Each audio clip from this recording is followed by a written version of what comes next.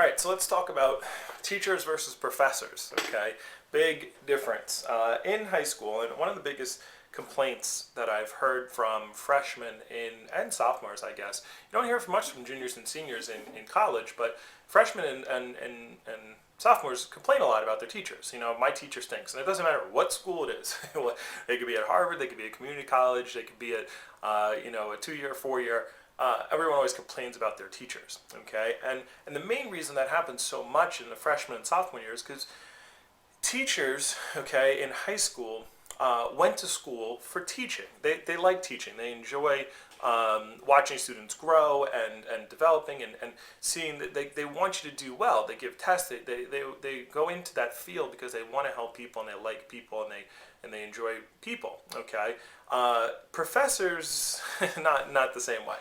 If somebody's your biology professor, they didn't go to college to learn how to teach. They went to school for biology, and they're at most colleges, the way they promote their school is by saying we have this biologist who does this work, or this person did this many papers, or if you want to go into this field. So if you are in the medical field, this prominent doctor or these people are doing their research here, or something like that. Okay, if you want to become an author, it's like, hey, we have these really great authors. Okay, we have these people who have been published and do this and that. So, and that's what they do. So, but if someone is a college professor and they're leading their field in biology experimentation on some kind of mapping a genome of a certain type of cell, how excited do you think they are to teach 18 to 20-year-old kids the basics of biology 101?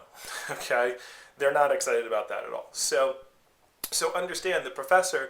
What a lot of colleges will do is colleges have a lot of money, so they want the credentials of having that person, and they want research and things to come out of their school. It makes it more attractive for more students to come in. So the colleges make professors, these people teach a class. If you ever see the movie A Beautiful Mind, okay, where they make the character, actually teach a class. It's like, I got to waste time with these kids, right? So the point is that understand those professors are not there to help you.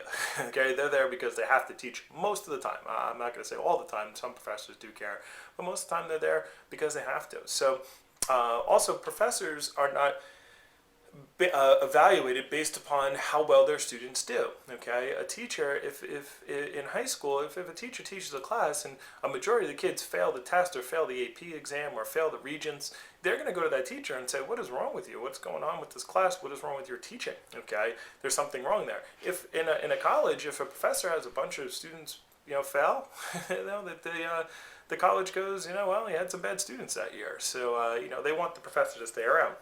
They're not going to fire. Now, if year after year after year, the professor, everyone's failing these classes, then obviously they'll do something. There'll be some kind of investigation into that. But understand in college, most of the professors make the tests. Okay, professors can make the tests easier or harder based upon what they want to do. So as long as you understand the basics of what has to be covered in the curriculum. So. To make matters worse, by the way, especially in your freshman and sophomore year, when you're taking 101 classes, like they talk about the weed out classes, like if you want to be a doctor, be prepared. I would highly recommend go to my videos on taking AP exams and get out of biology 101 and chemistry, take as many APs as possible to get out the first classes, because the 101s, the 100 classes are weed out classes. Accounting 100, any kind of field, the first thing they want to do is they want to get rid of the people who aren't serious, and those classes are really hard, for just overwhelmingly hard, just to see who's going to struggle through it.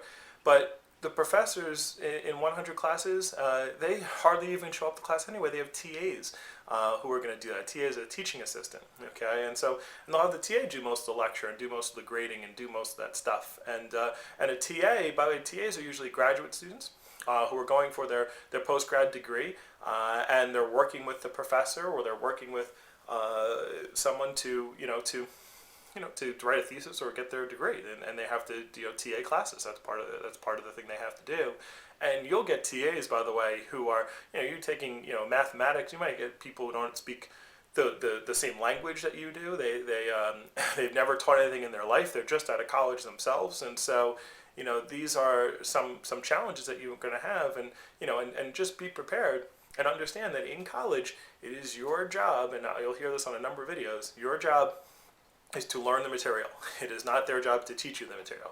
And you'll learn this as we talk more about classes and how classes go. So remember, it's not your teachers this thing, it's just a different way of learning, and you have to put the effort in and be prepared for your classes and for your professors not to care as much as your high school teachers did.